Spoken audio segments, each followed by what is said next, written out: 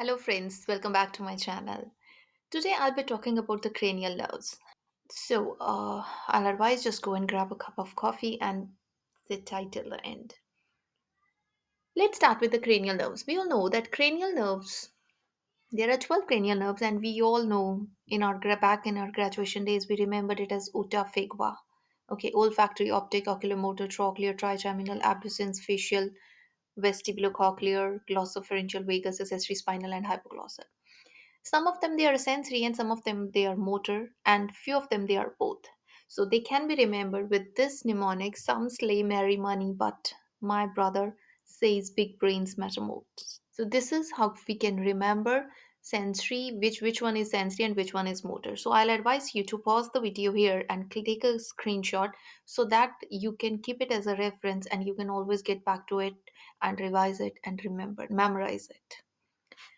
So let's now go back to this picture.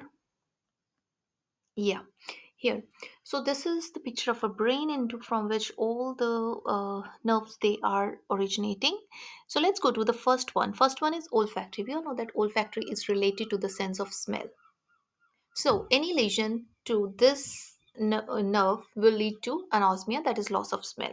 Although they can smell very strong or very painful stimulus like ammonia, but there is loss of smell is due to injury to olfactory nerve. That's quite simple.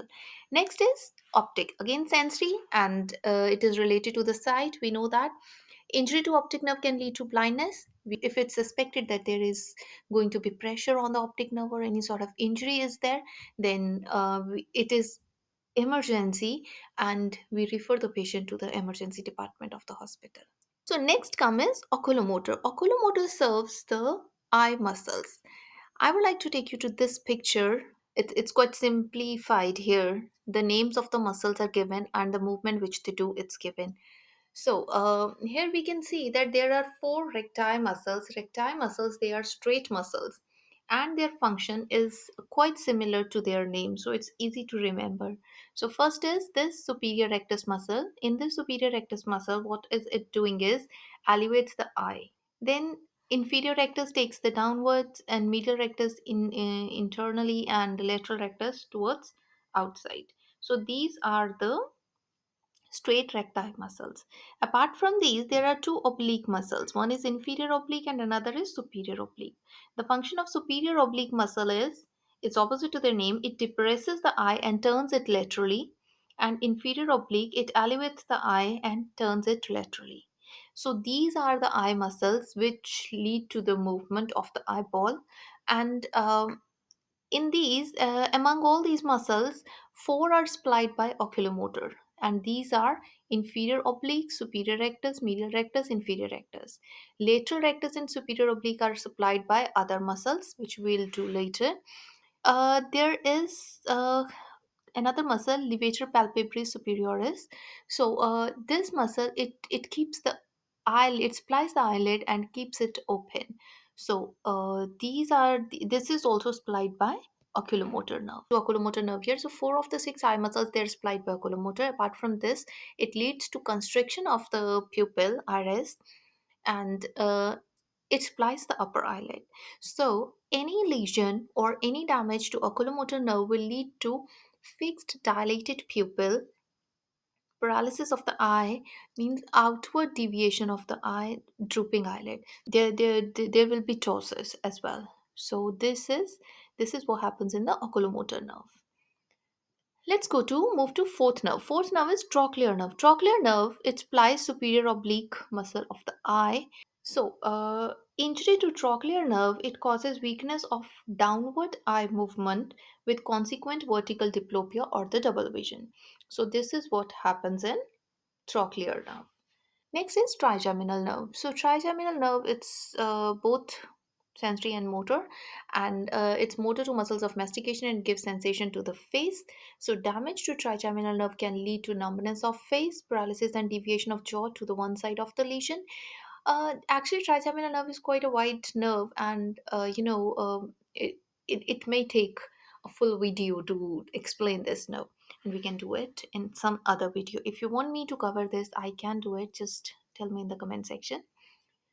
Let's move to sixth cranial nerve, which is abducens nerve. And we just studied back in that image that abducens nerve, it also supplies the lateral rectus muscle of the eye. So, in this case, injury to this nerve leads to eye cannot deviate medially and it cannot look laterally. So let's come to next nerve, which is facial nerve. Facial nerve is mixed nerve. It is sensitive to taste of anterior two-third of the tongue. It's motor to facial expressions and to the glands. Parasympathetic supply to the glands. So lesion to facial nerve is again very important, just like trigeminal nerve, and it can take another video to cover all the cores and injury to which level can lead to which kind of lesion. But here, just as to summarize, grossly, I have told you that any injury to facial nerve can lead to facial weakness. There's lack of taste in anterior two-third of the tongue. Dry mouth may be there, and Bell's palsy may be seen. So Bell's palsy is another important topic, which I'm sorry, the spelling is wrong here. So this is all what happens in the facial nerve. Next is vestibulocochlear nerve, which is sensory to hearing. It helps us in the balancing as well as in hearing. So, any lesion to it or injury to it can lead to sensory neural deafness, balance problems. Next comes is glossopharyngeal nerve. Glossopharyngeal nerve, ninth nerve, it's mixed one. It's sensitive to the taste of posterior one third of the tongue, and it's motor to pharynx, and it's motor to parasympathetic to salivary glands. Um, then lesion to it will lead to difficult swallowing, lack of taste in posterior one third of the tongue, and uvula deviates away from the lesion. So what is important here is uvula deviates away from the lesion. Next is the vagus nerve. Vagus nerve, it is both sensory to taste deep in the throat, and it's motor to viscera, heart, lungs, and kidneys, viscera, parasympathetic to it. It's motor to pharynx and larynx as well. So it's quite a vast nerve. If there are minor lesions, then it may lead to nasal speech, that's nasal twang may be there, lack of taste in the throat, parasympathetic problems. It may impair swallowing as well. But if the major lesion is there, then it may lead to death. Next is spinal accessory nerves. So spinal accessory nerve, it supplies pharynx, larynx for swallowing. It apart from that, it supplies to sternocleidomastoid muscle and trapezius muscle.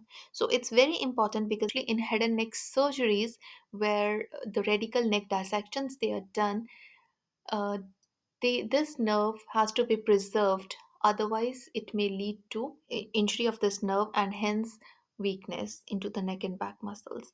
So shoulder droops slightly. That is what happens here. So this was 11th nerve. Now let's come to the 12th nerve, which is hypoglossal nerve, which is motor to intrinsic tongue muscles and extrinsic tongue muscles. Intrinsic tongue muscles give shape to the tongue, and extrinsic ones move them. Okay, move the tongue. So weakness or lesion in this tongue, it will lead to tongue weakness. Tongue protrudes to the side of the lesion, so it moves to the same side, and there is difficulty in swallowing. So this is what happens in lesion to hypoglossal nerve. So this was all about the cranial nerve.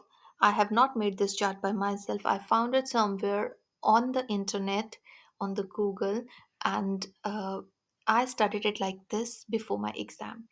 So the bonus thing in the end, what kind of questions they come here in the exam? The questions they will come, they can come straightforward ones. It may be just straightforward one, which cranial nerve supplies which muscles. One second type of questions which may come is, if severe the muscle is severed at this level, then what will happen? So that we'll have to derive that this muscle does this function. So if this muscle is severed at this level, then all these things they may happen. And third thing is, the patient clinical scenario may be given in which you may be told that patient comes to you and reports this difficulty or this particular problem, and you have to find out what happens there. So that's all for now. I hope this video you find this video useful.